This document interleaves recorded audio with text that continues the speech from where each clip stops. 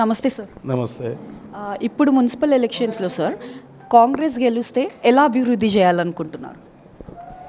కాంగ్రెస్ అప్పుడు ఇప్పుడు ఎప్పుడు కాంగ్రెస్ పార్టీ అభివృద్ధి లక్ష్యంగా పెట్టుకొని ముందుకు పోతూ ఉంటుంది. గతంలో మనందరికీ తెలుసు, తెలంగాణ రాకముందు రాజశేఖర రెడ్డి పరిపాలన, కాంగ్రెస్ పరిపాలన ప్రజలు ఇవ్వాల కూడా తన గుండెల్లో చెదరని ముద్ర వేసుకున్నది కాంగ్రెస్ పార్టీ, రాజశేఖర రెడ్డి గారు. తెలంగాణ వచ్చిన తర్వాత ఈ రాష్ట్రం అంతా దోసుకున్నారు, దాచుకున్నారు. విద్యను విధ్వంసం చేసిర్రు, వైద్యాన్ని విధ్వంసం చేసిర్రు, నిరుద్యోగులను వాళ్ళ జీవితాలతో చెలగాటమాడిర్రు, అప్పుల కుప్ప చేసిర్రు ఈ రాష్ట్రాన్ని. కాబట్టి ప్రజలు ప్రజాస్వామ్యంలో ఎన్నో మార్పులు తెస్తూ ఉన్నారు స్వతంత్రం వచ్చినప్పటి సంది. మొన్న 2023లో కూడా ఒక మార్పు తెచ్చిర్రు.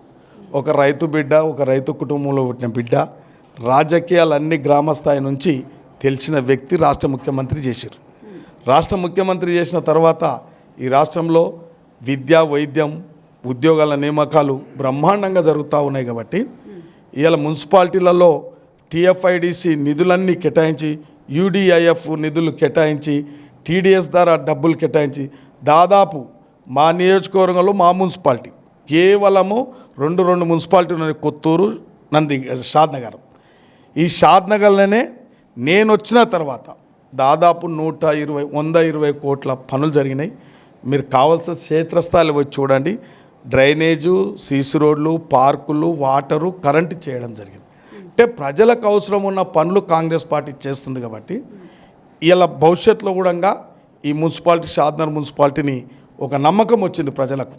మున్సిపాలిటీలో నివాసం ఉన్న ప్రజలకు ఈ కాంగ్రెస్ పార్టీ అధికారంలోకి వచ్చిన తర్వాత ఎన్నో పనులు చేపట్టింది. ఈ యొక్క ఎమ్మెల్యే కూడా ఎన్నో పనులు చేపట్టింది. కాబట్టి నూతన పాలక వర్గాన్ని ఎన్నికలు జరుగుతూ ఉన్నాయి. కాబట్టి మేము ఈ ప్రభుత్వానికి, ఎమ్మెల్యేకు అనుకూలంగా ఉండే వ్యక్తులకు రాష్ట్ర ప్రభుత్వం ఉంది కాబట్టి అనుకూలమైన వ్యక్తులకు ఓటేస్తే ఇలా ఈ యొక్క మున్సిపాలిటీని ఆదర్శంగా తీర్చిదిద్దుతారు, అన్ని విధాల అభివృద్ధి చెందుతుందని ఒక నమ్మకంతో ఆదరిస్తారు. అపూర్వమైన స్పందన ఉంది. ఖచ్చితంగా కాంగ్రెస్ పార్టీ 28 వార్డులకు 28 గెలవబోతూ ఉంది. చక్కటి అభ్యర్థులకు, అంటే కష్టపడి పనిచేసిన యువకులకు మేము టికెట్లు ఇవ్వాల్సి వచ్చింది, ఇచ్చినాం. ఆ విధంగానే ముందుకు పోతూ ఉన్నాం. ప్రజలు పూరగా ఆదరిస్తూ ఉన్నారు. ఈ యొక్క కాంగ్రెస్ పార్టీ అభివృద్ధి మీద, కాంగ్రెస్ ప్రభుత్వం మీద పూర్తిగా ప్రజలకు విశ్వాసం ఉంది.